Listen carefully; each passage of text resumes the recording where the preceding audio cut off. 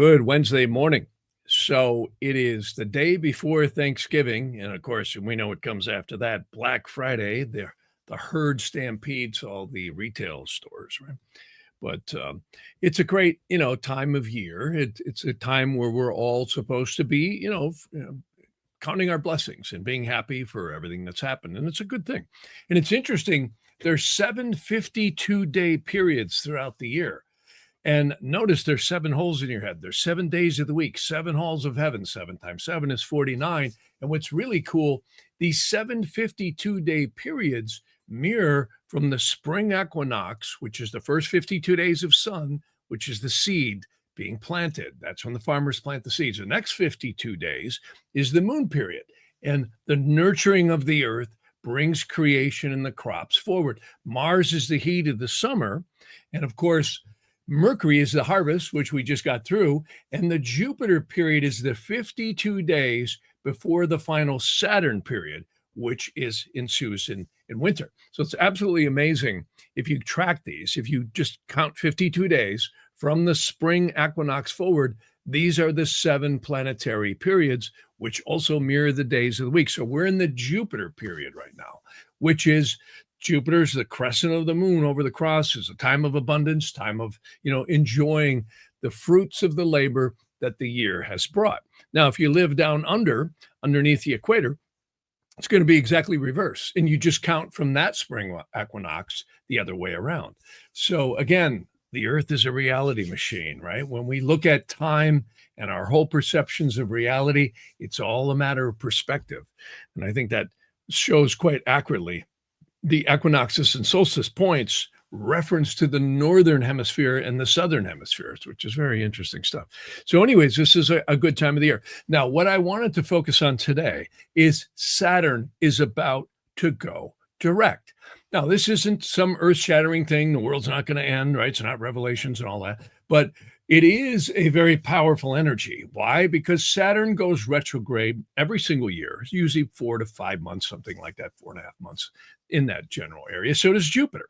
In fact, all of the planets go retrograde except for Mars in at least once a year. So again, we get Jupiter, Saturn, Uranus, Neptune, and Pluto all going retrograde every year, and they do it at different time intervals. Well, Saturn actually it's stationing as we speak right now, and it's going to go direct tomorrow night on the 27th at about 7:51 p.m. So this is in that specific time. So if anyone's somewhere else, extrapolate accordingly. Like if you're in Europe, Australia, or on the East Coast, Midwest, you just bump it up, from the time zone. So I'm quoting Pacific Standard Times here. And what does this mean? Well, this is really powerful because it's in the background of the Saturn-Neptune conjunction, which is going to happen in February.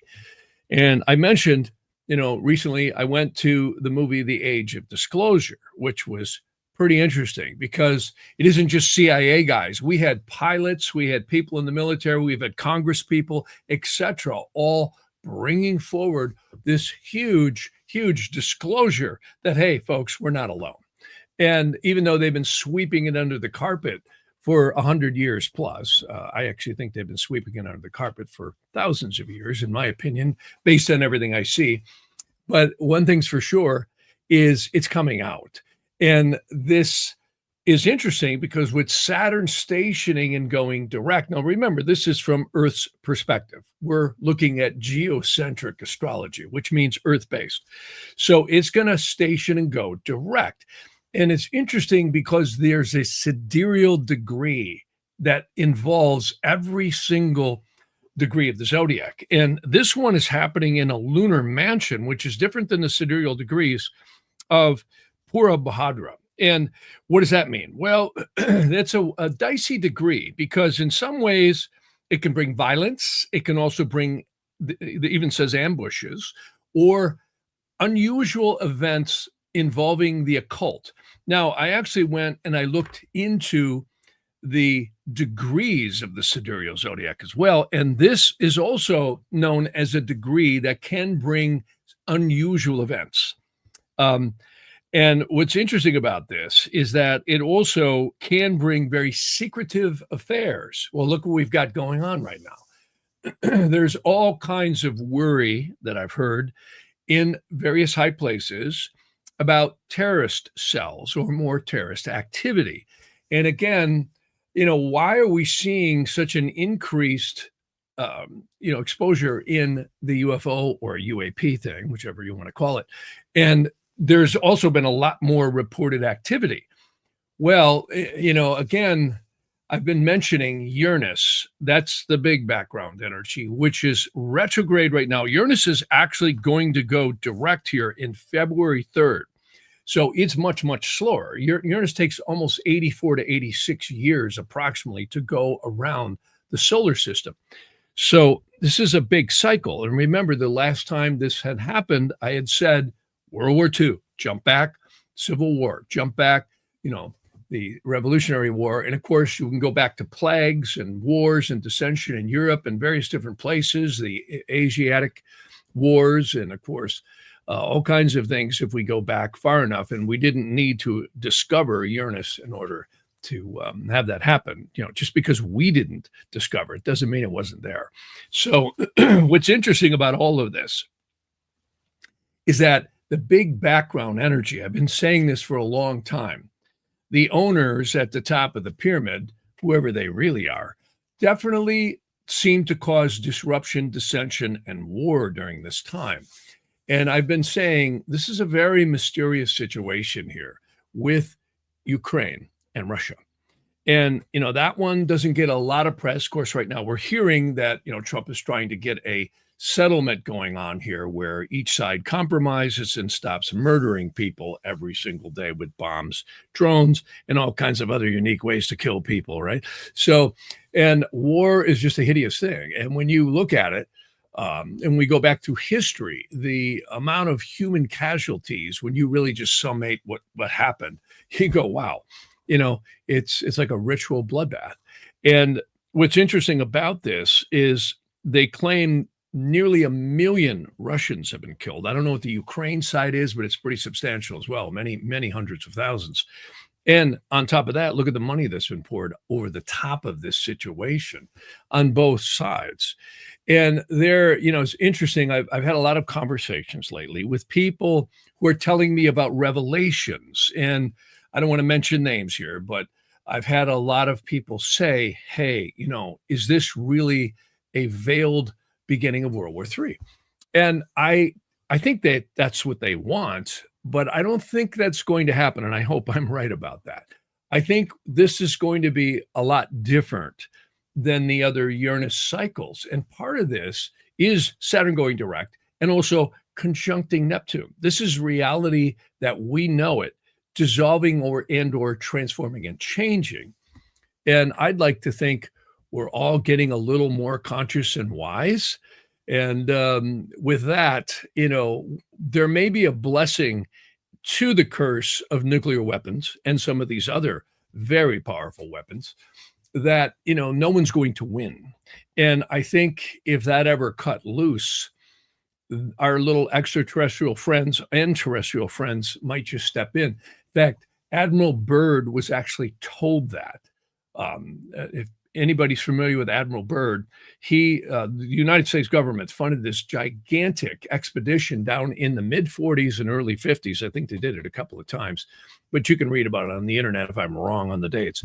But apparently, Admiral Byrd and a squadron went into this huge hole in Antarctica and found this whole nother world down there, and were actually brought down and told, we now know that you guys are nuclear, and if you create a nuclear war which would destroy the surface of the earth, we will intervene. Now, no one knows if that's true or not, but I don't think Admiral Byrd, when I listened to his films that he recorded, he did not seem like a nut to me. He seemed like a pretty level-headed guy. And I've heard this also being told to commanders here in the United States. The Maelstrom Air Force Base has experienced, and so many others. And my opinion is that this planet is at a crisis point where it has to start to grow in consciousness. And, that kind of goes along with Thanksgiving. Nobody appreciates anything, or at least a lot of us don't, or I don't, I know sometimes, until you don't have it, right? When you're out of your favorite, soap, or something breaks down in your car, or whatever it is that you value and use every day, all of a sudden we realize, wow, how good it was yesterday, the day we were complaining, right? So it's always good to have gratitude. I always say, if you got a toothbrush, a warm bed, a roof over your head, clean clothes, and a place to shower, you're already ahead of so many other people on this planet. And a lot of people, I see them here, the homeless are everywhere. A lot of times I keep blankets in the back of my truck, and I'll throw people a blanket, and you can just see that. I mean, I don't know how they survive. It's out here, it's warmer than many other places like New York and the Midwest and the North. But I can tell you, I don't know how these people survive in the dampness and the cold late at night. A lot of them die of pneumonia. So we always got to look at, what do we have, right? And, again, what does all this astrology, this heady astrology mean? Well, I think we're at a point of major transformational change as this Saturn ekes forward and goes to the conjunction of Neptune. Now, there's different opinions, but from the best I can see, this may have not happened since 7000 BC is one thing I had researched, that Saturn and Neptune conjoined in the very first Egyptian bound. Now, when I say that, that's the tropical zodiac. It's the first bound of tropical Aries. See, they call them bounds. They're the uneven bounds, or terms, as a lot of modern astrologers call it. And the Egyptians were quite profound. In fact, I was just perusing a book here. This is actually Vitus Valens, who was believed to have studied in Alexandria, Egypt.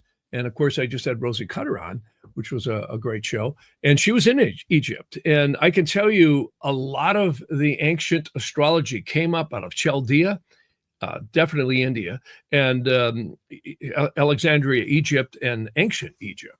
And there's a big difference between ancient Egypt and modern. And of course, now we start stepping back into all this stuff of Tartaria and Atlantis and many of these ancient civilizations, which have just faded away through the annals of time and histories of time. So interesting stuff. And you get stuff in these old books that you just can't even get in modern astrology. And one of the things they paid close attention to, and many of the temples are aligned to this, is not only the fixed stars in the sidereal systems, but also the solstices and equinoxes, and how that juxtapositioned into the sidereal framework in the background, which is, of course, often known as the fixed stars, right? So what's cool about this is that I really believe we're seeing a time of massive change and shift. And, again, this is going to relate to the financial systems as well. A lot of people have been asking me about that. Geez, what do you think about crypto and all this? I think we're going to see massive changes. And that might be a lot of what we see coming right at the beginning of this year. And that parallels Saturn going direct and hitting Neptune. So, and we're also going to have Jupiter direct. Now that Jupiter actually doesn't go direct until March 10th. But a lot of stuff is going to happen this spring, which it always does. But I think with the alignments that we're seeing, very, very powerful time. And what I'd have to say is also Saturn stationing, and it's actually in the very first degree of sidereal Pisces. Now, tropical astrologers are going to say, no, that's, way back, 24 degrees back. But I can tell you, this is very significant with the alignments that are coming up all through this spring. This is going to be a very eventful year. And, again, I hear so much stuff, and I've been hearing it for years, the world's ending, World War III, Revelations, they quote the Bible and all this stuff. And I'm like, okay, I just take it in and say, because I'm not God. I just look at the charts and I say, okay, is there validity to this? And the best I can see is, yes, we are in a very dicey time. And I think there are people who are holding on to the old order in the financial control systems at the top of the pyramid. And remember, I had mentioned that book, The Tower of Basel, the Bank of International Settlements, very secret bank over there in Basel, Switzerland, and of course, the financial centers of London. This is all tied in.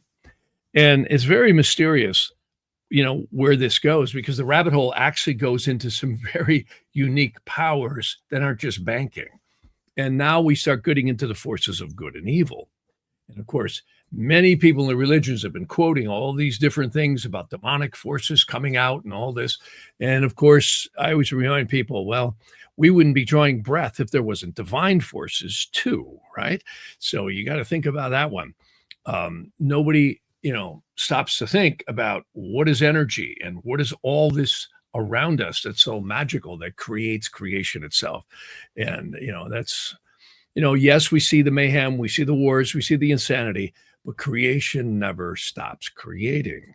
And I think there are forces and divine ones here that are going to keep that happening no matter what happens. And that's why it's always good to say emotionally centered. So anyways, wow, I got a lot of people joining here, and I was just looking here.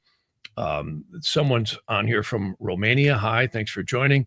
Oh, someone's asking, when is Mercury turning direct? Well, I'm glad you brought that up because I forgot that. So Saturn, and that's another significant issue here. Saturn stations goes direct tomorrow night. And of course, for you on other parts of the world, that might be your morning or your next day if you're in Australia.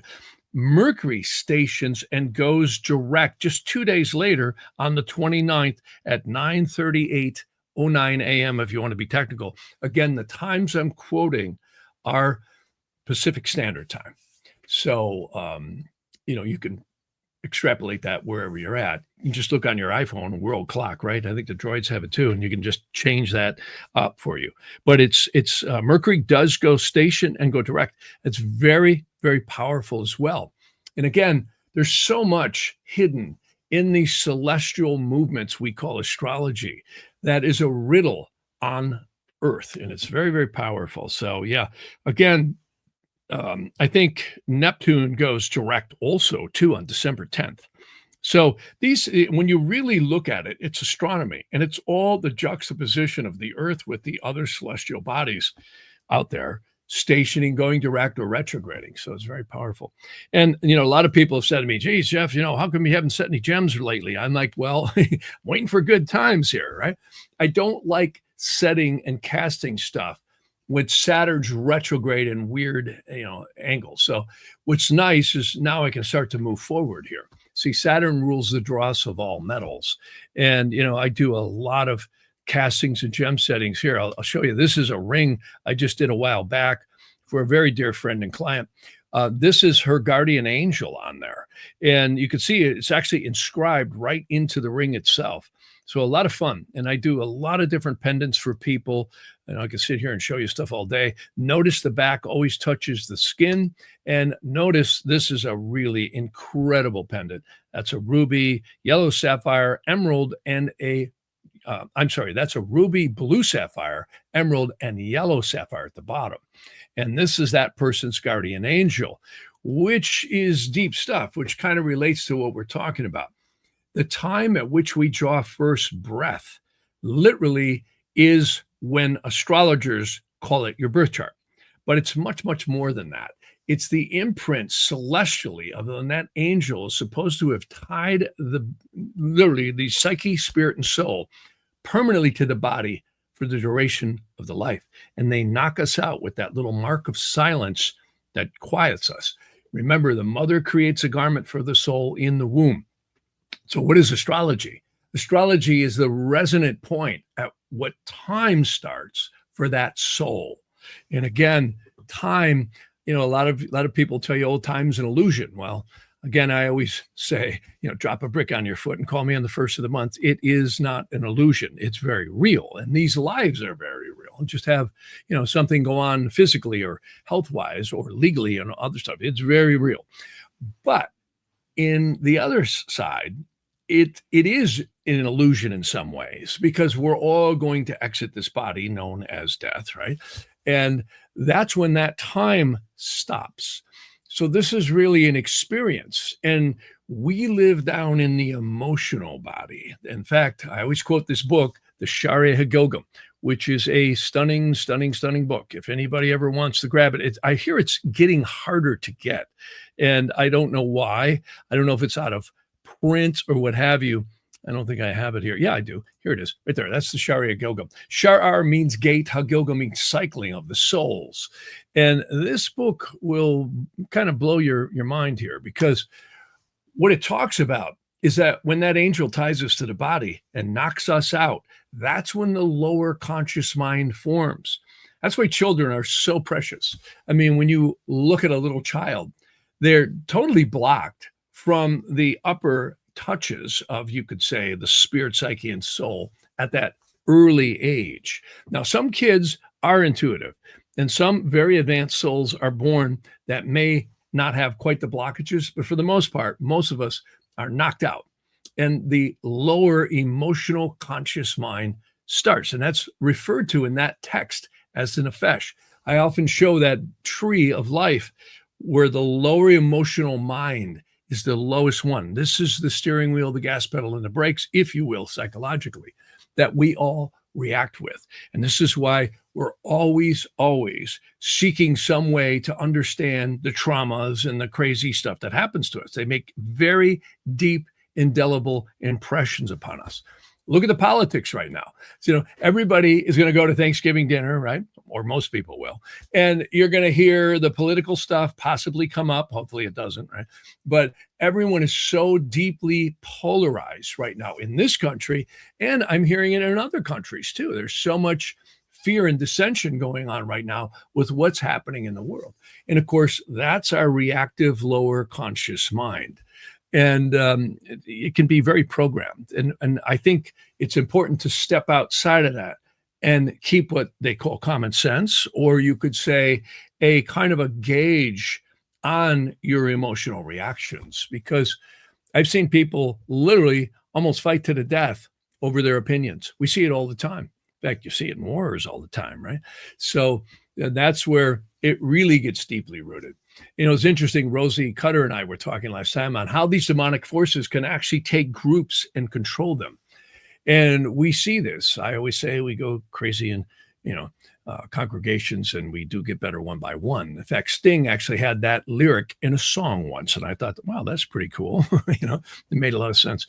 But anyhow, back to the case at hand, all these planets going direct and whatever they're doing all influence us in completely different ways. And Neptune and Saturn right now are very close together, and they're going to join in February.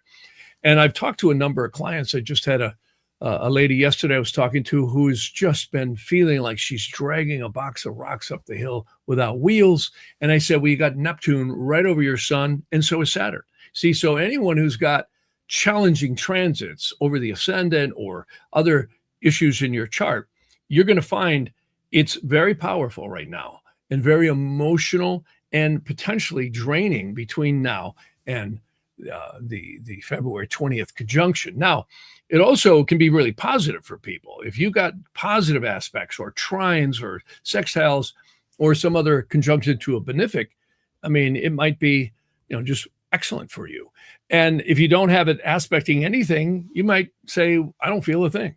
You see, so every single person is like a fine-tuned tuning fork, and we resonate completely different. And this is why it's so unique to look at your transits and progressions. And I have to say, it's so accurate, it's creepy. Again, I was never a believer in this stuff originally. And then I went, wow, you just can't make this stuff up. It's absolutely amazing. So Mercury going direct in general is going to be a good thing for everybody. And I'm glad that person asked that, because someone says here, yeah, the mind, yes, the mind is controlled by masses. Yeah, I was going to say molasses, but yeah, the mind is controlled definitely by groupthink. And that's something that is kind of dangerous. There's nothing wrong with, groups and getting together, but I think it is a very dangerous thing. In fact, that's an interesting topic, and it's called thought form elementals. And they are actually emitted out of the third eye chakra, which is interesting stuff. And I have to tell you, I have studied this stuff a lot. And one of my favorite books I always mention is the Magus Astrovolos, who goes into great detail on that stuff. In fact, here, I'll put this up on the old screen here just to kind of poke around here and allow you to see some of the ideas here. Let me go to my screen share. And you can see here, if I do that, there we go. I think that's going to do it. There we go, share. All right. So this diagram, which I've used many times, very simple. But what's great about this is you can see there's a flow of energy through what they call the auric field, right? This is the aura that surrounds our body. Well, notice the crown chakra is at the top. And the third eye chakra right there is also known as Jupiter. In Vedic astrology, Jupiter is always known as Jiva, which is a word in Sanskrit and Tamil that means of life, or of, you could say, creation. And look at Jupiter's glyph. It's the crescent of the moon over the cross, like a divine parabolical dish, scooping up energies and concretizing it into the cross, which is our reality. So why am I bringing this up? Well, because every thought we think, and especially thoughts with emotion, and that emotion could be happy, it could be anger, it could be force, it could be, I believe, all that stuff.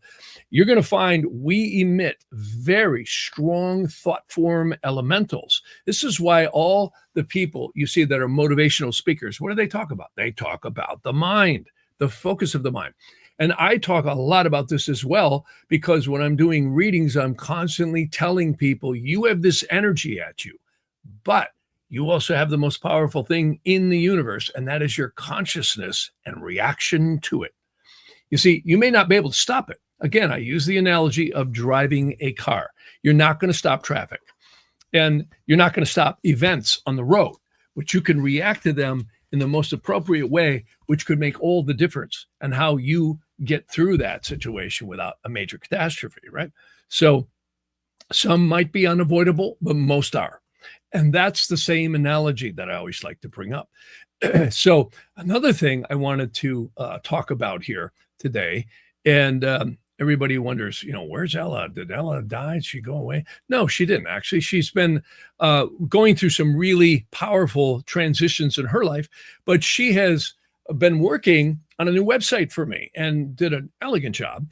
And you can see here, this is my new website. I figured I'd just pull up. That's going to go active probably in the next week or so. And what's interesting is this is Kirlian photography, which also relates to the auric field around our body. You can see this right here. Well, here's what's interesting is this is a Kirlian photography, and I actually have a lot more of these, that is before and after I held a gem in my hand. This on the right is before I picked up a yellow sapphire. This on the left is when I grabbed the yellow sapphire and just held it for a few minutes. Because people often ask me, geez, does gems have power? And I say, no, they themselves don't, but they resonate the power. And what's interesting is we're always thinking with the five senses, right? The touch, smell, touch, feel, and all that. Here's the thing. The auric field is much different. And that's why gemstones work on a much deeper level than our five senses may be readily in touch with. And even though we might not think so, I find when you take off a gem, after you've worn it for 6 months, a natural, untreated gem, you can really feel the difference. And it's not just placebo. I know I've tested this over and over again. And you can see on the Kirlian photography right here, it literally shows, look at my aura. I'm just blowing that out after picking up a gem. And this is the same thing with thought forms in our auric field. If you're around a lot of negativity, if you're around a lot of anger or dark, heavy stuff, it's going to affect you. And the only power you've got against that is either remove yourself from that environment or B, counteract it with your thought form, or you could say your mind, which is creating thought form elementals, which permeates the next layer out. In fact, that's where it's believed astrology comes through. In Vedic astrology, they actually called the planets graha, seizers or graspers of the aura. So it's really, really cool stuff. And I'll just poke around here for a minute. This is a thing she just put together which is amazing. And this is some of the different gemstones. Let me see if, oh yeah, here it is, talismanic jewelry. And she did a great little commercial, but I'll just page down here. These are, again, some of the pendants that we're putting on the website, which again, a lot of people have become very, encouraged by getting these angel pendants, which again, like you can see here, this one, that's a little hard to see on that one, but you saw before where, yeah, here, this is very clear, where you can actually see the angelic name is engraved into the side of the pendant. And that can save someone a lot of money. And I can do these out of silver, and we can do these out of gold or platinum or whatever. And I'm actually making an Egyptian ankh right now for a client that is absolutely going to be stunning. And I'll show that sometime when we get it done, but absolutely amazing. Here's another one we're working on right now. The person wanted angel wings over the bail. And this is the casting drawing. You can actually see this will be the guardian angel engraved around the bottom gem. And that is really cool. That'll be 18 karat gold. And of course, that will be the wings of the angel, which were, I thought, really cool. So I get so many wonderful designs from people. And I love it because that allows me to come up with something new that people can experience. And that's a lot of fun. Here, let me get back to my thing here. There we go. So a lot of fun. But anyways, it's all about energy and consciousness. And when you study this celestial phenomena, we call astrology, right? And doshas, it does affect the world. And there's an old saying, you want to be in the world, but not of it. You see, you really want to experience without so much emotional reaction. Now, that's easier said than done when certain things come at us. And we do have to drive the vehicle of our life, if you will. But we try and do it where we stay sane, stay stable, and stay rooted. And oftentimes it's not easy. There could be some real rough roads here. And I've seen it in my own life, and I've seen it for other people, where certain energies are releasing. And I always say the earth is a grounding rod. It really is. It's like where karma, time, and space all come together. So life is serious and life is real. And, again, as we move into these holiday seasons, a lot of people become very emotional. And one of the reasons why in the Northern Hemisphere, we're heading towards the winter solstice, which is where the days are shortest and the energy in a lot of ways is very low. And of course, that's the death on the cross and the rebirth as the sun leaves the winter solstice and heads up towards the rejuvenating spring equinox. And of course, that last period, that last 52 days before March, which begins right in January, is the Saturn period of the 7 planetary periods, which is amazing. It's absolutely amazing. And of course, that's divinity's way of composting the past, composting the soil and creation itself, and rejuvenating it for the replanting season coming in spring. And that's one thing for sure. Time never stops, which brings me to one other thing. I've been looking a lot at the United States chart because so much is happening. And I'm, I love other countries too. But let me tell you, the whole thing that's shifting right now, and there's so much dissension out there. I've heard everything from Trump is the greatest guy in the world to he's the Satan, right? So there's all this dissension going on. And you have to remember, we got to filter very carefully what we're told. And it's always good to be objective. And I'm not saying that some people are wrong or right. I'm just saying our emotional reaction to things is very volatile. And this is that collective demonic spirit that likes to act on us. And that's why, like driving a car, you don't want to listen to the radio and text. You want to pay attention to what's coming at you. You see, that's how we stay safe. My brother was just telling me this morning about a horrible accident. A gentleman came up from Florida driving a semi and he barrel rolled. And I didn't want to tell you how horrible it was. I mean, he was killed at 44 years old. And that's because he wasn't watching his conditions. He hit black ice. He was from Florida, wasn't used to driving up in that very dangerous. A lot of blizzards going on right now up in the mid Northwest. And, that's a good analogy to astrology. Is if you understand the energy that's coming at you, you react differently. You see, It's so important. And some of these transits can be really powerful and debilitating. Some of them can be miraculous, and you can't make this stuff up. I mean, when I go back and I look at how accurate some of this stuff was, it's actually so accurate, it's creepy. And the real way to use this is just like a traveler. If you're going from point A to point B in your life, which is goals, career aspirations, etc., you want to see what's in the road between you and there. It's a topographical map. If you see, hey, I got black ice here, clear sailing here, etc., or it's going to be great, or this is going to be challenging, it arms you with some common sense approaches to what you're dealing with. And everyone has the phases and cycles that are shown by the celestial influences, which are absolutely amazing. One of the things the United States, I started to say this earlier, the Kala Chakra Dosha is one of the most powerful and ancient and misunderstood, and most Vedic astrologers don't even know about it. It is the serpent of time. And Parashara, which was one of the rishis or you could say spiritual people who had written one of the great texts in Vedic astrology, had said it was probably the most perfect dosha. And he might not be wrong, because the United States is in a transition right now that's moving to 2033. Now, we get a big shift in 2028 coming. Many people are saying, oh my God, the dollar's going to crash. Everything's going to hell in a handbasket. Well, so far as what I can see, that's not true. I'm optimistic, even though I think we're in a roller coaster ride with Uranus and all that. I'm still optimistic. If the manufacturing wasn't being brought here, and I got to tell you, talk about astrology, COVID, in my opinion, was known by the upper echelons, call them what you will, to destroy the Western financial system. Now, I know it happened. Everybody got COVID, right? All their shots and everything. But the point is, it was on a Saturn-Pluto conjunction. And I don't think that was an accident. I really don't. The more I look back at the astrology and the energies that were there, as well as going back through history, it's interesting and eerie how there were things leading up to it that just couldn't have happened. They were in motion and had to have been either planned or serendipitously happened. And I think it's a little bit of both.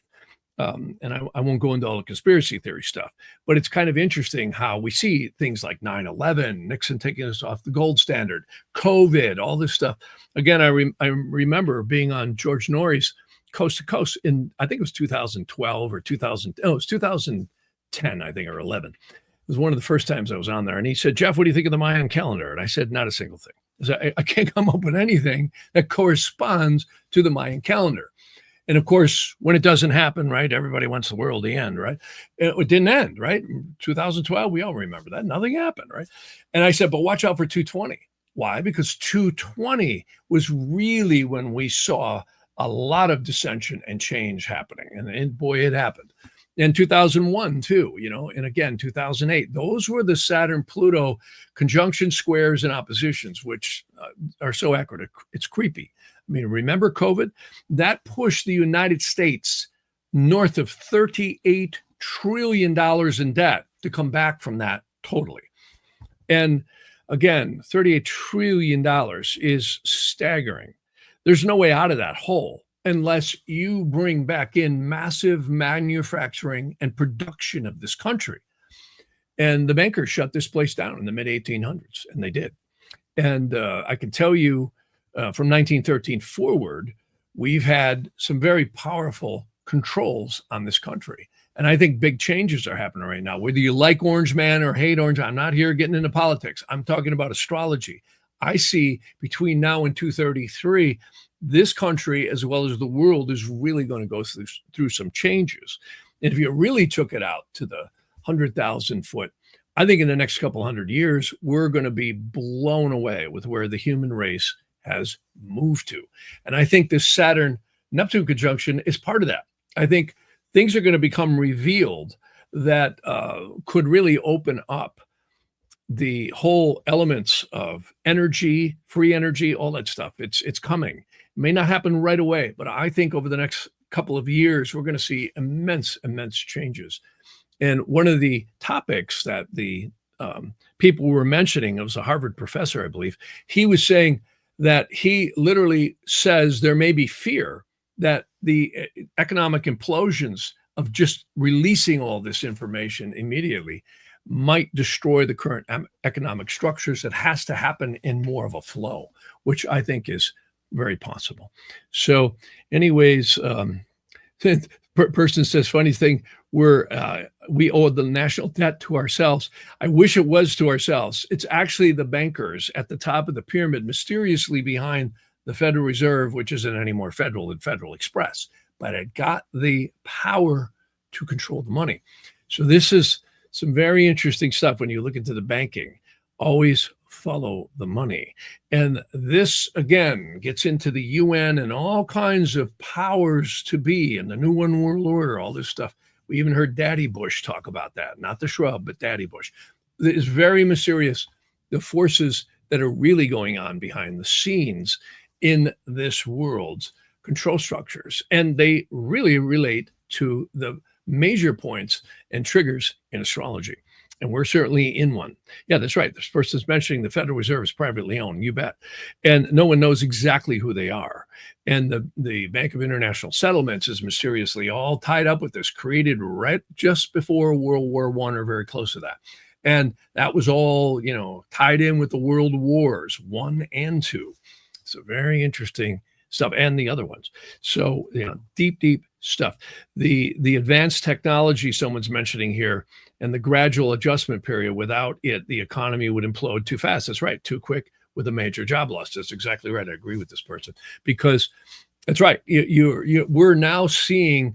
There was somebody I was just speaking to about it's building stereolithography homes, which a lot of people know as 3D printing. They're now making houses with 3D printing, which is pretty awesome. And this person said, well, we thought, we were going to be nervous about losing our jobs. He says, now I'm just running all the robotics and dropping the cost of a house down to maybe 10 to 20% of what it would cost to have everybody do this, right? I know I used to do that carpentry work. So really powerful stuff and big changes coming for this world.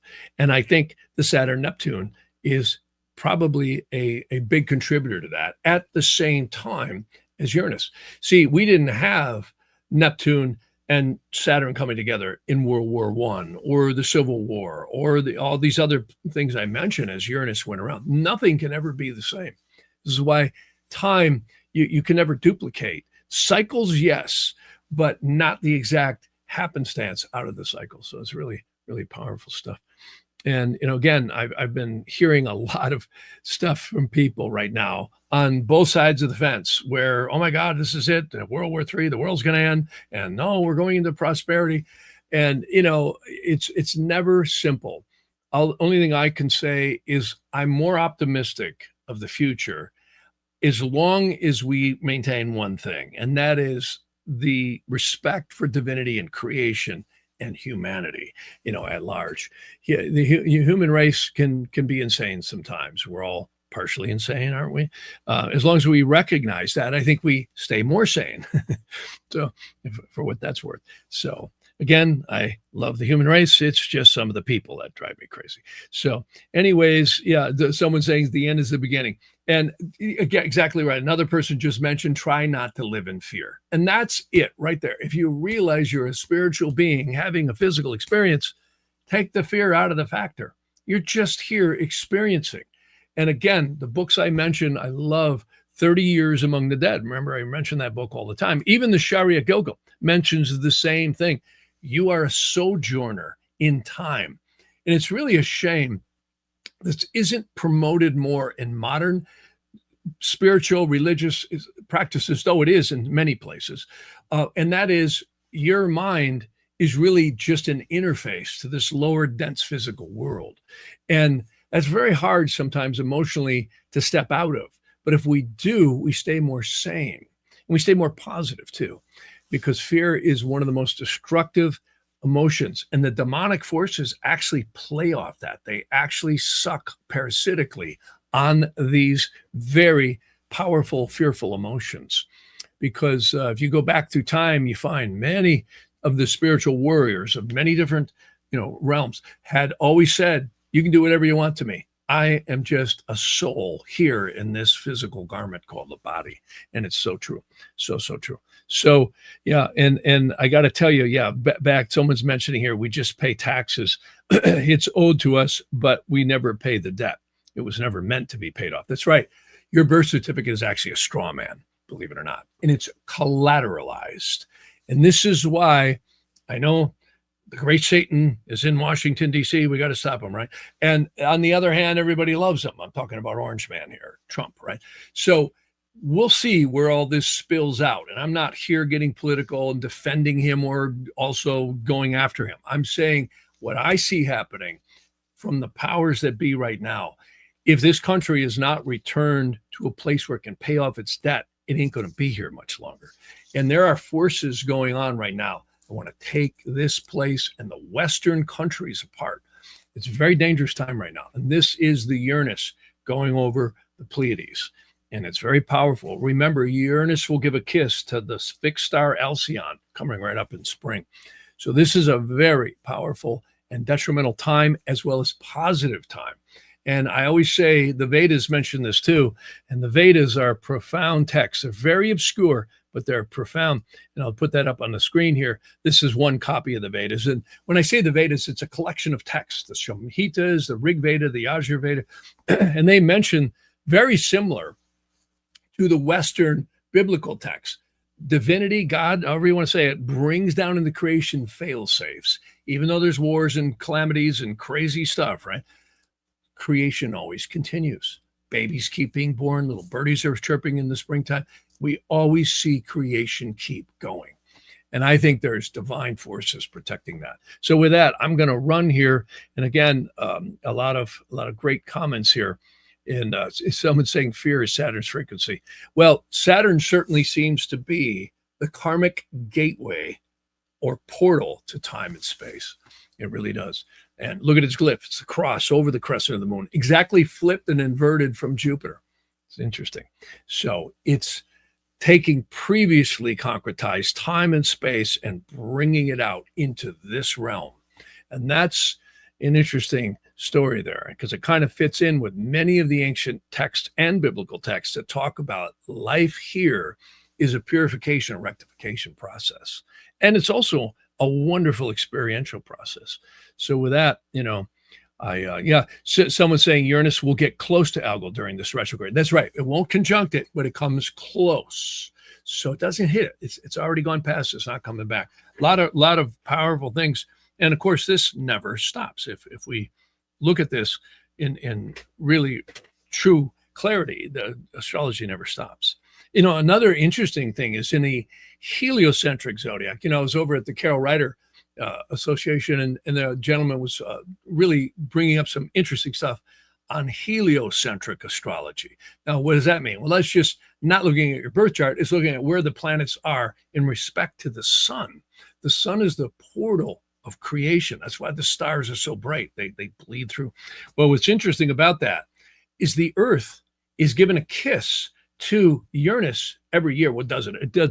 The Earth goes by every planet every year in a heliocentric zodiac, but it's very close to Uranus right now at this time period. It actually conjoined right around the 21st of this month of November. So it'll do it every year. But see, Uranus, all these planets in a heliocentric zodiac are in totally different, you could say, alignments to the sun and the Earth as well at different points in time, because they're all moving at very different rates. Some are very fast, some are very slow, from Mercury all the way out to Pluto. Pluto's almost a 250-year cycle. So there's a lot of mysteries to the nodes, which means the orbital patterns north and south of what we would call the ecliptic, or you could say the orbit of the sun. So this is deep, deep, deep stuff, and far beyond what anyone fully understands. It's interesting to look at all this stuff, but it's astronomy. And then when we look at the picture of the solar system within the fixed stars and the other galaxies, you'll never figure it out. And there's the great year every 25,700 or 900 years, something like that. We go around this central sun. which is very powerful stuff. And it relates to a lot of the mysterious changes and growth and ebbs and flows of consciousness of human life on Earth, which is a very deep subject. So with that, I got to run. But you all have a great Thanksgiving. And you know what the Southern people say, right? Y'all is one, all y'all is two. No, actually, no. You is one, all y'all's two, and all y'all's is three or more. That's right. I keep saying it backwards. You is one, y'all's two, and all y'all's three or more. I learned that when I went to New Orleans. It was fun. All right. Well, you all have a great day, and all y'all, however you want to say it. And I'll see you soon. By the way, I invited Chris Bledsoe to come on, and hopefully he's going to come on soon. And I want him to talk about some of the really cool stuff he's seeing with his opinion of disclosure. Chris has actually been working with people in the government. A lot of fun. So happy Thanksgiving to everyone. Have a good one. Have a safe one. Drive safe. And remember, people are always smoking and drinking and texting. So be extra careful driving so that you have a good Thanksgiving. And many blessings to you all. And I'll talk to you soon.